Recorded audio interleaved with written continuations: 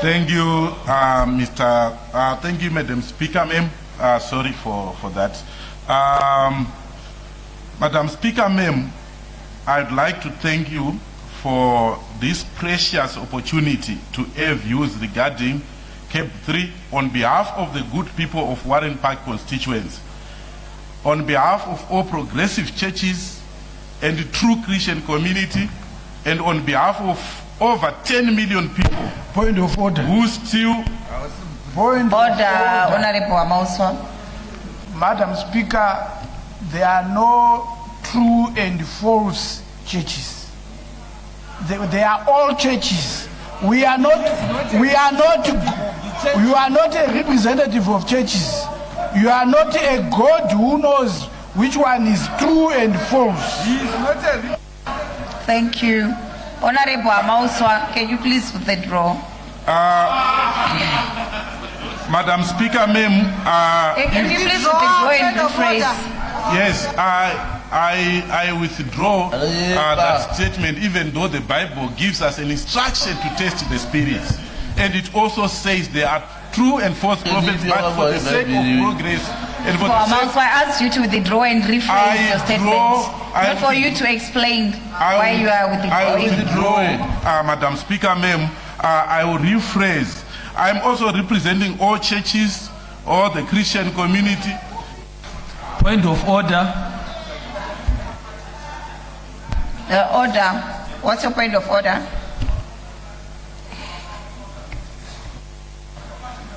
Hamauswa ka present abantu abayi over 10 million ku constituency yakhe ka present abantu sokumele kulungise konoko. Honorable Hamauswa, stop misrepresenting. You may proceed. I know people fear figures. It's fine, I withdraw, Madam Speaker, ma'am. I also stand here, Madam Speaker, ma'am, on behalf of all the people of Zimbabwe who hold on to the words of the illustrious son. Point of order. Who came to be known as the father of democracy. Order. Honorable Hamauswa, order. What's your point of order? My point of order nde kuti hatigoni kuenderera mberi kana honorable member vachinyepa muno muhouse makazara vanhu.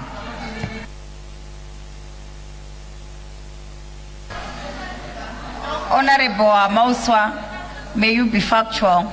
Madam Speaker, ma'am, I did not even finish my statement. I said to all those in Zimbabwe who believe the words of one of the illustrious sons of this country, the former Prime Minister, Richard Morgen Tsvangirai, who said that one day Zimbabwe is going to be democratically free.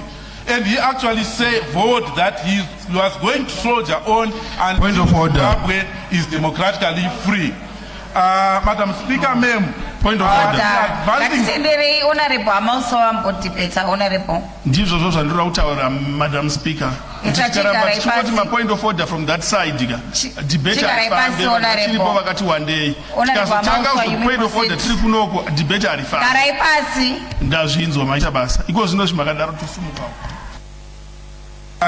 Madam Speaker, ma'am, I thank you and I stand guided by your wisdom. I was saying that I am representing the people, a section of the people of Zimbabwe who believe to the words of one of the illustrious sons of this country, the former Prime Minister Richard Morgen Tsvangirai, who vowed that one day Zimbabwe will be democratically free. In advancing this dream, I stand here to move that this bill be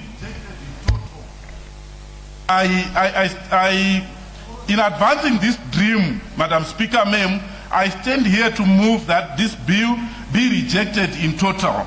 The movers of this...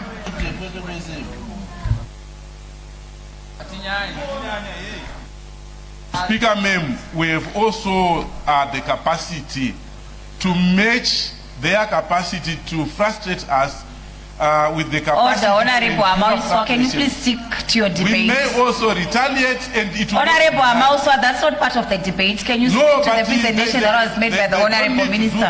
I was seated here. I never interrupted anyone. And this is not their country. We all belong to the same country. This is the reason why we are rejecting this bill. Order, Honorable Hamauswa. This is the reason why we say this bill does not promote equality.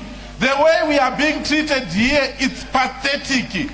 Is this the parliament that is going to elect the president? A parliament without order. Order, Honorable Hamauswa. Can disrupt. Order, Honorable Hamauswa.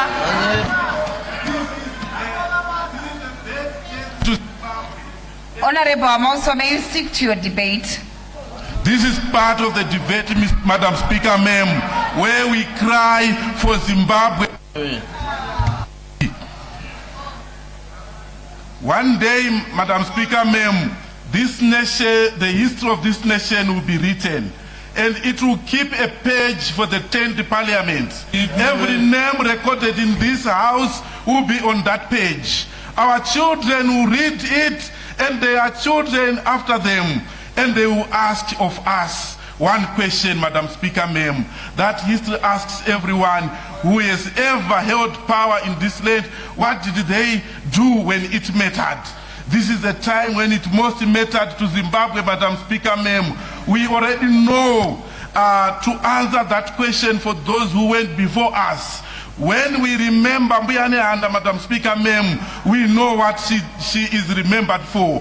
When we say Sekuru Kakuvi, we say, when we say of Chaminuka, when we say of Herbert Chitepo, we know what they stood for.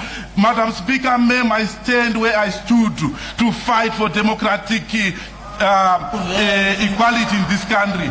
We all know how in 2017 generals like Moyo, Perence Shiri Mugova put their lives on line to restore legacy in this country. We remember the late Richard Morgen Tsvangirai as a general for the democratic struggle.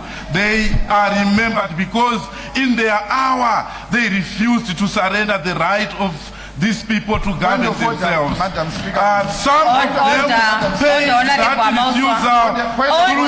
Honorable Hamauswa, what's the point of order, Honorable Minister? Madam Speaker, I think we all know the history. We are here to debate the bill, not to speak about Mbuya Nehanda, about he must stick to the bill. If he has nothing to debate, I think you must rule on that. Because we are not getting anything out of what he's saying.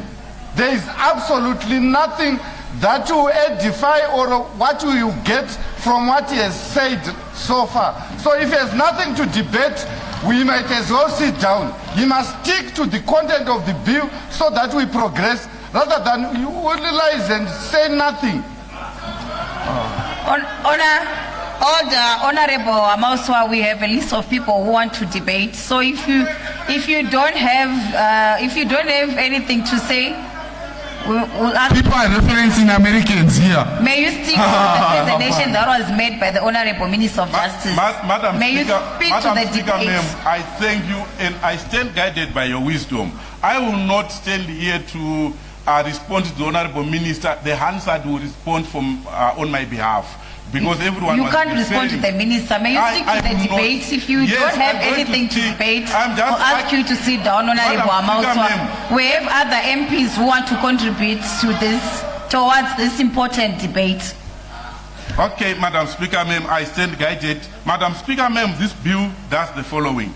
It takes away the election of the president away from the people and gives it to this house. It lengthens the term of office from 5 years to 7 years.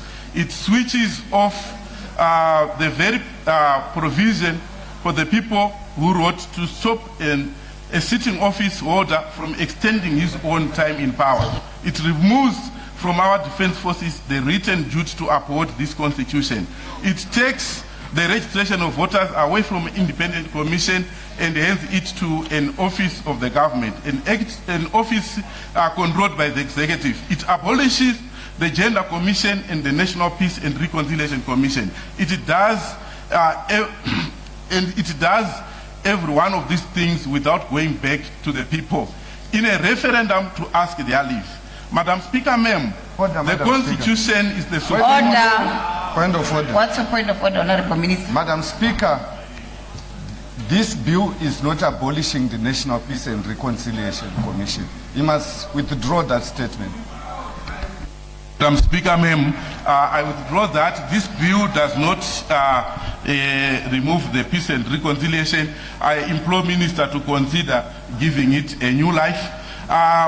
Madam Speaker, ma'am, the Constitution is the supreme law of the land. Section 2, subsection 1 of the Constitution states that this Constitution is the supreme law of Zimbabwe, and any law, practice, custom, and conduct inconsistent with it is invalid to the extent of inconsistency. In addressing this issue, Professor Lavmo Maduku, 2010, said that the reason why the Constitution is given this special place in the hierarchy of laws is that in principle, it is considered to be the word of the people themselves. This underlines the importance of a referendum. Cap 3 is against the principle of constitutionalism. Point of order. Order. Honorable Hamauswa. What's the point of order? Honorable Hamauswa, I don't want to distract you, but what I want to check, which Professor Maduku, the politician or the lawyer, which one is he talking about? Because Madam Speaker, ma'am, you are looking for a needle from a haystack. May you clarify? Madam Speaker, ma'am, the moment I say Professor Maduku, I'm talking to a lecture room at an university. This is in this book. This is no. You can check on his book if. That is unnecessary, and I don't think the caliber of the government chief will continue doing that. Cap 3 is against the principle of constitutionalism. Walsh of 2007 notes that constitutionalism is an idea often associated with the political theories of John Locke and the founders of American Republic, that government should be legally limited in its powers and that its authority depends on observing these limitations. This means government is a creature of the Constitution. It is below the Constitution and not above it. John Locke is well-known for advancing his own version of social contract, where they said social contract is an escape route from the state of nature and to a civilized society. The state of nature, according to John Locke, was characterized by unpredictability of laws, chaos, and lack of judicial independence. Thomas Hobbes stated that the state of nature was characterized by war of every man against every man, and life was nasty, short, and brutish. And this is exactly what was depicted by the minister, to say there was toxicity. Toxicity, I would want to refer it to a situation that is in the state of nature. And I propose, Madam Speaker, ma'am, that allegations of rigging were characterized the electoral cycles in this country. Electoral violence was also there. As a result, Madam, even on the economic front, there have been allegations of policy inconsistencies, where we have policies like Zim asset, indigenization law that have been changed midway without being implemented. So the social contract theorists advise that the route from chaos to a normal civilized state is through dialogue, not nefarious change of governing structures or the use of lawfare to tilt the power matrix, as is going to happen in Senate, where currently we know without the vote from the opposition, the ruling party will not have two-thirds majority. If it means that if that vote is used wisely, this bill is not going to pass. But once the bill is passed, the president is going to have an unfair and authoritarian advantage to actually control both houses. And this should not be allowed. If it was going to be suspended, maybe until after an election. So we cannot have a situation where a sitting president would then change a law that would then tilt the power matrix in the Senate. According to Greg Linington, 2001, constitutions are generally difficult to change, and the fundamental constitutional principles are placed beyond simple majority. Order. You are left with 5 minutes. This led to the principle called counter-majoritarian rule. An American scholar, Stephen Holmes, writing in support of the counter-majoritarian position, states that basic function of a constitution is to remove certain basic function of a constitution from democratic processes, that it ties the community's hands. This is to withdraw certain subjects from political controllers, as to place beyond reach of simple majorities, as to establish, for instance, the amendment of the right to vote, to elect the president. Historically, Madam Speaker, ma'am, Zimbabwean courts have ruled that the constitution gives them power to determine in the event of litigation whether parliament had acted within the provisions of the constitution when enacting the law concerned. Courts can set aside and invalidate any legislation enacted by the parliament if correct procedures were not followed. The Supreme Court explained this position in the case of Smith versus Mutasa, and another, this was in relation to the former Rhodesian Prime Minister Ian Smith, that in 1989 the parliament had suspended him without salary for making remarks that were considered as contempt of parliament. Dumbuchena CJ then said the constitution of Zimbabwe is the supreme law of the land. It is true that parliament is the supreme in legislative field as assigned to it by the constitution, but even the parliament cannot step outside the bounds of the authority prescribed to it by the constitution. The learned Chief Justice, according to Linington, stated that Zimbabwe is a constitutional democracy. It is not a parliamentary democracy. In a constitutional democracy, both parliament and the executive are creatures of the constitution. Therefore, they can only do that they can only do what they are prescribed to do by the Constitution. Madam Speaker, ma'am, on the passionate plea for a referendum, I would like to encourage the Minister of Justice to consider the essential features doctrine. I would like to refer this House to the words of the then Chief Justice Gabe, who considered the application of essential features doctrine to Zimbabwe. Order. Oh, what's the point of order, Honorable Minister? Madam Speaker, the honorable member rightly pointed out that we are supposed to be guided by the Constitution. He must show me where in the Constitution we are supposed to go to the referendum. We don't need to be told what a scholar said. He must tell me what the Constitution says and what the bill is doing that is violating that provision. Thank you, Madam Speaker. Honorable Hamauswa, don't create your own constitution. Okay. And your time is up. Further debates, Honorable Point of order. Point of order. What's your point of order? Madam Speaker, ma'am. Ndichikumbiro ka 5 minutes zekuti. No. Honorable Hamauswa vakwanise kutsanangura zvabvunzwa na minister. I second, Madam. Objection. No objection. Who seconds? I second. Is there an objection? Objection. Objection.